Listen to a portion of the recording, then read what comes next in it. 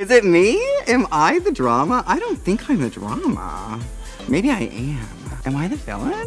I don't think I'm the villain. Welcome to MsMojo, and today we're counting down our picks for the exact moments when Drag Race found its villain of the season. For this list, we'll be focusing on the American franchise. I hear you, girl. Everyone gets the same amount of time. Use it better, maybe. Number 10. Plain Jane. Her entrance. Villain. I'm not a villain, I'm just a bitch. The best reality TV stars let you know who they are immediately. Season 16's Plain Jane was clearly not there to be liked. If she were, she wouldn't have used her very first confessional to take a shot at Katya, arguably one of the most beloved contestants of all time. I'm Plain Jane, and I'm the authentically Russian clown hooker from Boston. Then, to prove her authentic Russian heritage, she demonstrates her ability with the language by brutally insulting all the queens who walked in before her. This is all within the first 2 minutes of meeting her, mind you. People would describe my personality as really fun, really friendly and caring. Not a bitch at all.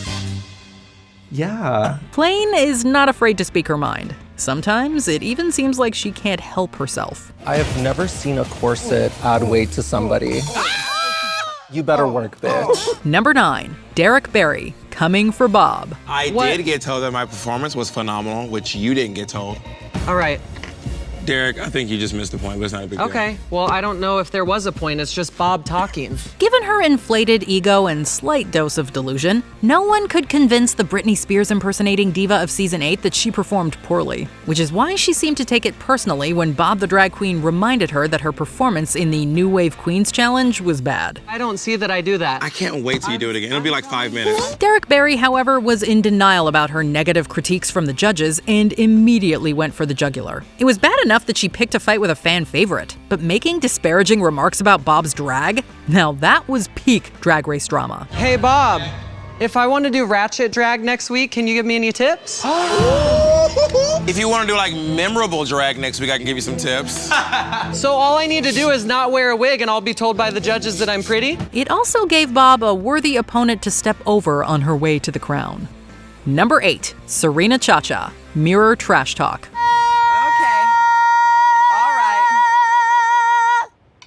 That was just right next to my ear. Who says a season only needs one villain? Season 5 was packed with many catty queens, but this early out made quite an impression. Serena Chacha was fresh-faced and overconfident, believing her youth was the only asset she needed. I'm sorry, you're only 21 once, and you only auditioned for this thing once, being 21 and getting right away once. And then you think because you're younger, you think that's an advantage, when we've all done drag longer, so. And she was not afraid to let her competitors know that. When asked a simple question about her Panamanian heritage, she quipped that penetration should consider retiring in the country. I was born and raised in the Republic of Panama. Where is Panama? It's in between Colombia and Costa Rica. It's one of the #1 retirement homes for Americans. You should consider going there.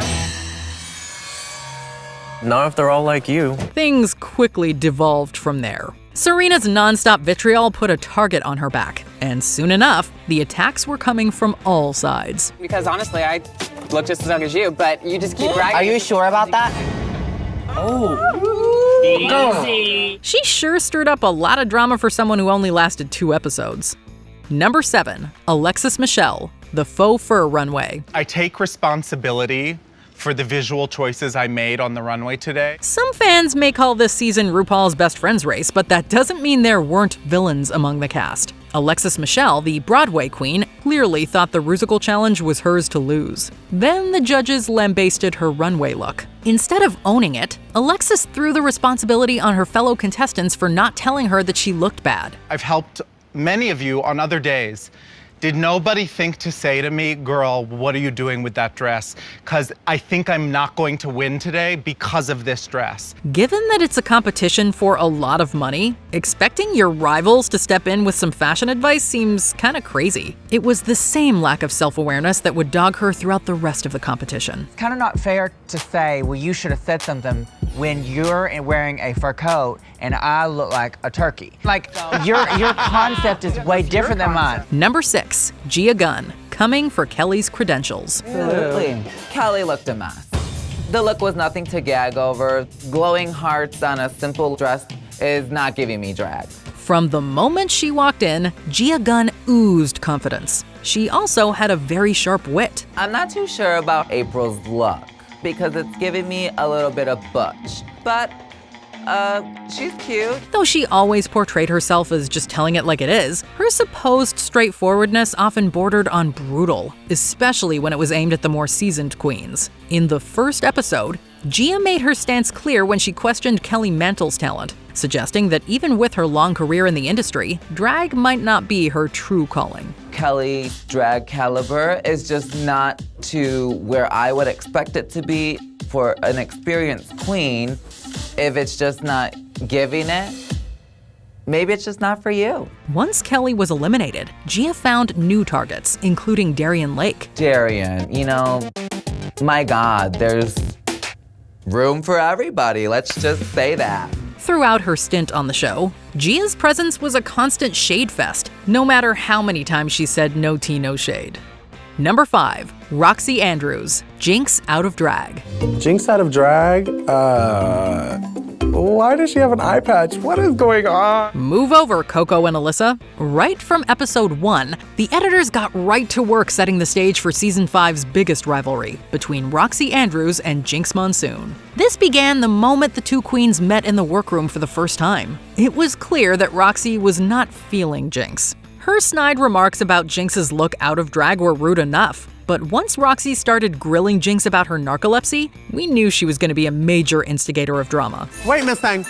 So you fall asleep out of nowhere? The whole segment gave big mean girl energy. Little did we know, this was just a tip of the heavy drama that was to come. I was asked who I feel should be in the top 3, and I feel like the 3 of us have given just a little bit more than you have. Number 4, Valentina, the reunion. I don't approve that, and I hope you guys know that. But you never told them. I called you. I FaceTimed you in tears. This season 9 fan favorite may have won the Miss Congeniality crown, but her fellow contestants were not exactly rolling out the red carpet for her. No, you're the one that's upset. I'm not upset. Do I look upset to you? Yeah, you've raised your voice with me. Although she painted herself as sweet and innocent on the show, Valentina had rubbed many of her castmates the wrong way by the time they got together to shoot the reunion. Months of resentment and online drama finally boiled over at the event. It really hurts my feelings that you have not spoken to me. I respect you and love you. You don't love me. The toxic behavior of some of Valentina's fans on social media had reached a fever pitch after her elimination, and her failure to intervene on her competitors' behalf left a bad taste in their mouths. Is it fan favorite or is it congeniality? If it's fan favorite, then I guess she deserves it. Number 3, Raja OHara, taking Evie down. I am shook that Evie has come for me. She messed with the absolute wrong bitch. Although she eventually redeemed herself in later All-Stars seasons, Raja OHara didn't do much to endear herself to fans during her first run on season 11. Eventual winner Evie Oddly made no bones about telling it like it was. Have you ever seen somebody finger paint with their feet? That's Evie's mug. Focus on that blending, boo. Bitch, I don't know what you're talking about. When she called out Raja and a few others for not being truthful, the Purple Queen was not having it. She launched into a tirade about Evie's looks in her confessional that might have gone a little too far. Once she opened that Pandora's box, there was no going back. Her villain status was pretty much cemented. I'm not gagging. I mean, I'm gagging from, like, the smell. It's like, bitch, do you bathe? Number 2, Tyra Sanchez, Bridezilla. I'm just in my own world. Honestly, I wasn't paying attention to any of the other girls.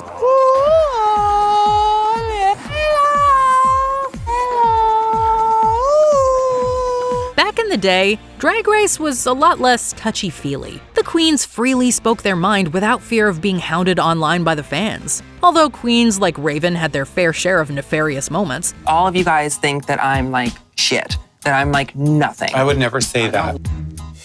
Her interview was shit, her look was shit, her book cover was shit, her trying to launch and sell her book to the judges was shit, she's shit.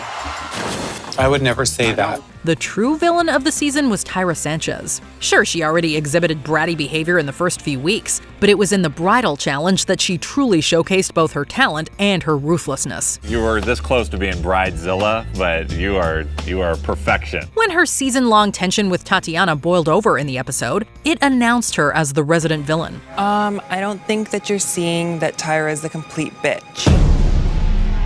Yet even after being called out on the main stage, she still won the challenge and ultimately the crown. Sometimes the villain really does come out on top. There isn't anything else to say. But why are you talking? Why are you talking?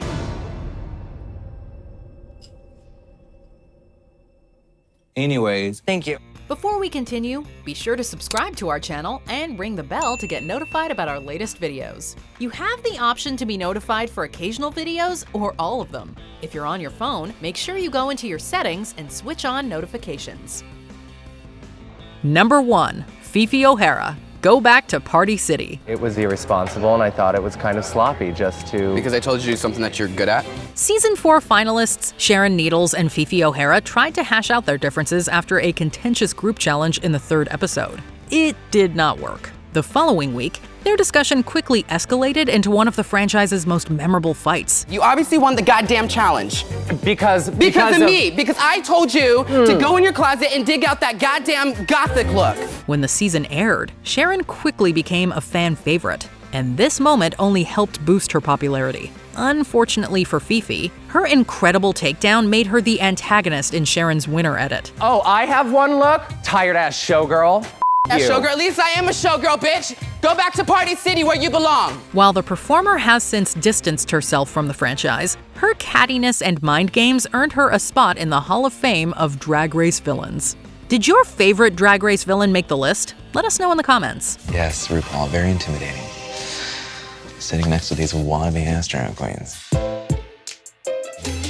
Do you agree with our picks? Check out this other recent clip from MsMojo. And be sure to subscribe and ring the bell to be notified about our latest videos.